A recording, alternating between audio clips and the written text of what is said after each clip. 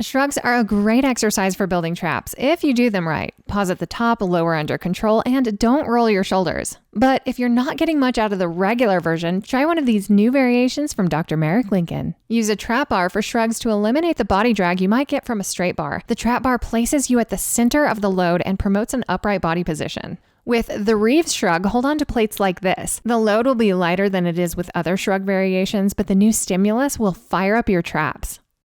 You can also use a trap bar for Reeves Shrugs. Just choose a longer, more rackable bar so that you can actually lift the weight with abducted shoulders. This variation is intended to overload the eccentric or negative portion of the rep, so go heavy. Lift the bar from safety supports with your shoulders already shrugged. Pause with your shoulders still elevated, then lower the bar slowly. Re-rack and repeat. The banded variation applies maximum resistance at the top of the shrug, so be sure to pause at the top for about 2 seconds. If your band is too light, just do more reps and feel the burn.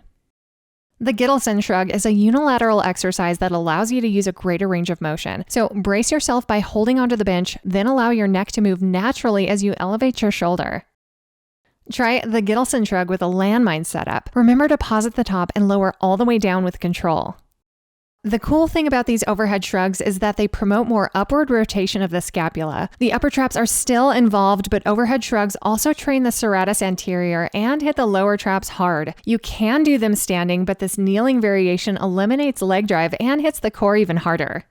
Now try the unilateral kettlebell variation.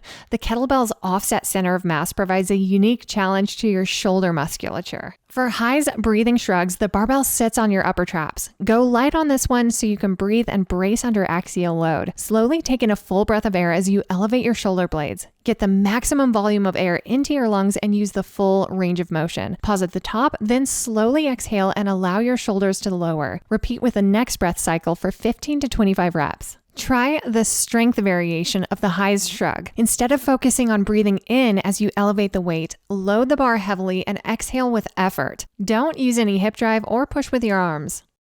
If a barbell is too uncomfortable, try a safety squat bar like this. For the hang power shrug, use a hip drive to overcome the inertia of the bar and overload the shrug. Push your hips back and allow the bar to drop several inches. Now drive your hips like you're attempting to jump and try not to allow your elbows to bend too much. Transfer this momentum into the bar and shrug. Squeeze and hold momentarily at the top, then lower slowly. Get all the details in the full article at tnation.com. If you enjoyed this information, hit that like button to let us know. Plus, if you never want to miss another T-Nation video again, hit subscribe and that little notification bell right next to it.